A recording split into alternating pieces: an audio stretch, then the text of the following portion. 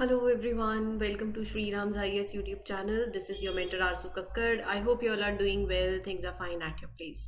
इस particular session में हम बात करेंगे फ्रांस के बारे में, क्योंकि फ्रांस वो कंट्री बन चुका है जिसने एबॉर्शन को गारंटी कर दिया है as a constitutional right. So basically France makes abortion a constitutional right.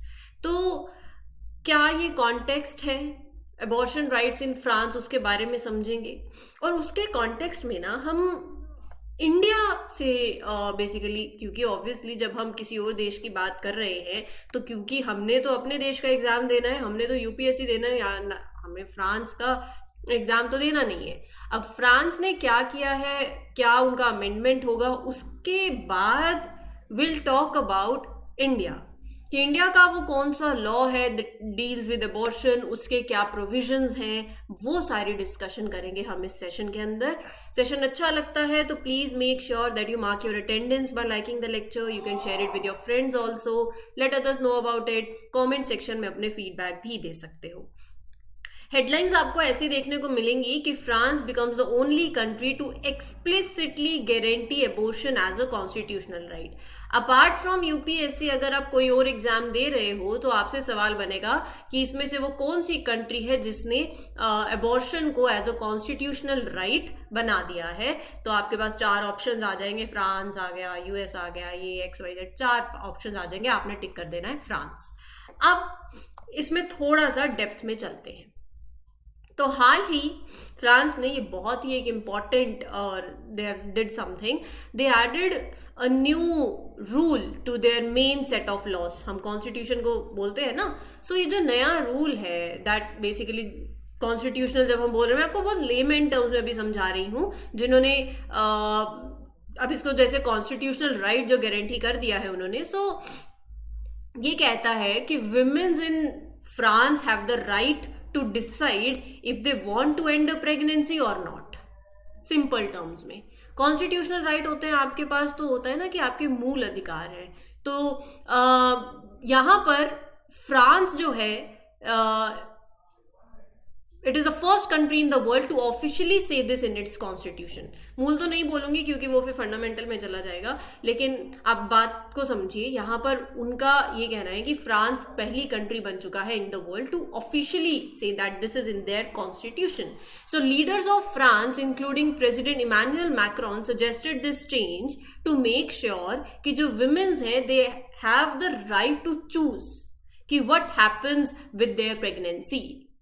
Right क्योंकि अगर आप देखें तो बहुत सी ऐसी कंट्रीज हैं, लाइक यूनाइटेड स्टेट्स ले लीजिए, where abortion rights have been getting restricted lately.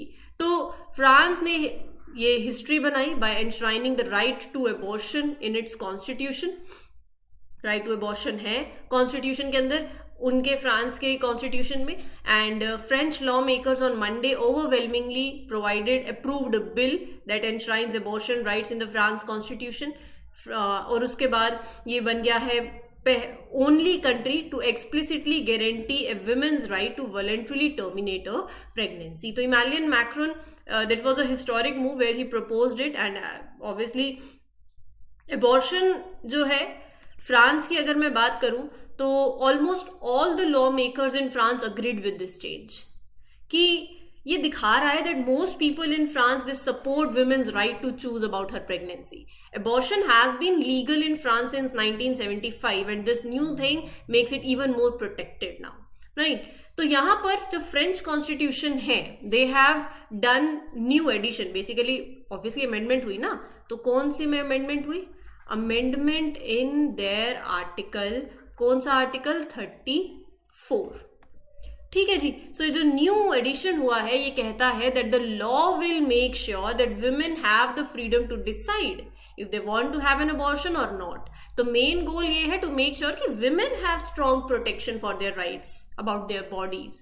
Right. So जैसे कि मैं बता रही थी, बहुत से लोगों ने फ्रांस के अंदर they have agreed with this change. And 80% of the French people ये सोचते हैं that abortion should be legal. इसका मतलब यही है कि most people in France they support this idea कि women should have the right to choose what happens with their pregnancies. अब रही बात इंडिया की, तो फ्रांस ने जो हिस्टोरिक स्टेप लिया है टुवर्ड्स सिक्योरिंग अबॉर्शन राइट्स, ये हो गया. Situation in India presents a contrasting picture. India के अंदर एबॉर्शन गवर्न किया जाता है by medical termination of pregnancy act. अब उसके अंदर भी एबॉर्शन अलाउ करता है अंडर सर्टेन कंडीशंस. तो we have this medical termination of pregnancy act जिसके तहत abortion is governed. MTP act 1971 के अंदर इनैक्ट हुआ और 2021 में अमेंड हुआ था. तो ये एक्ट बेसिकली परमिट करता है abortion under specific circumstances and up to a certain gestational age. So मैं इसके बारे में आपके साथ अभी बात करूंगी. Aiming to provide women with access to safe and legal abortion services. तो इसके प्रोविजंस क्या हैं वो आई टॉक अबाउट. बेसिकली ये इंडिया के अंदर कानून है, एमटीपी एक्ट है, 1971 में आया था, 2021 में इसमें अमेंडमेंट हुई. ये कुछ रूल सेट करता है अबाउट कि when women can have an abortion, under what conditions. So the main aim of this law is to make sure that women can get safe and legal abortion services when they need them, right? So, the law allows abortion only in certain situations and up to a specific point also in the pregnancy. So, it is meant to balance the needs of women who might need abortion, proper health और safety concerns के साथ भी. तो right, अब यहाँ पर जो MTP act है ना 2021 में अमेंड हुआ, उसके बाद अब इसमें क्या चेंजेस आए हैं.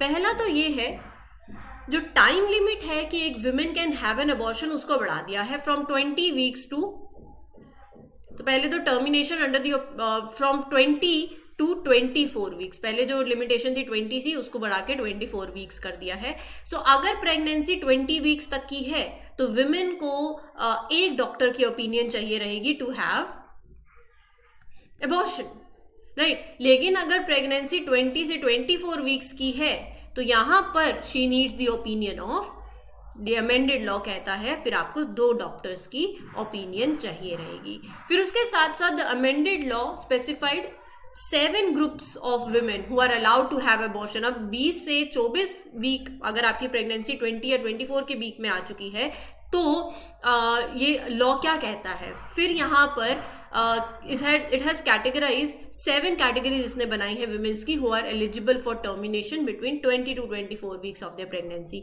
अगर किसी विमेन ने who have survived sexual assault, rape, और अगर कोई माइनर है, यंग गर्ल है अंडर 18, या फिर विमेन जिसका marital status changes during pregnancy, right, जैसे गेटिंग डिवोर्स हो गया या विडो हो गई.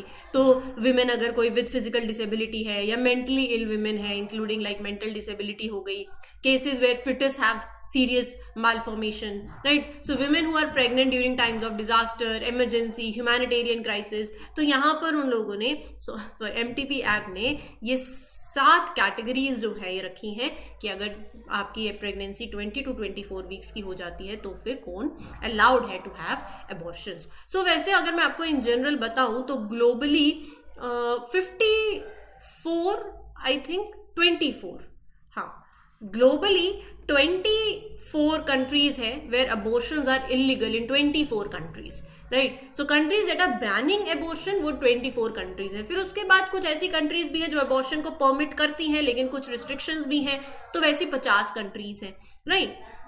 तो ये कुछ आपको जनरल आइडिया आपको पता होना चाहिए.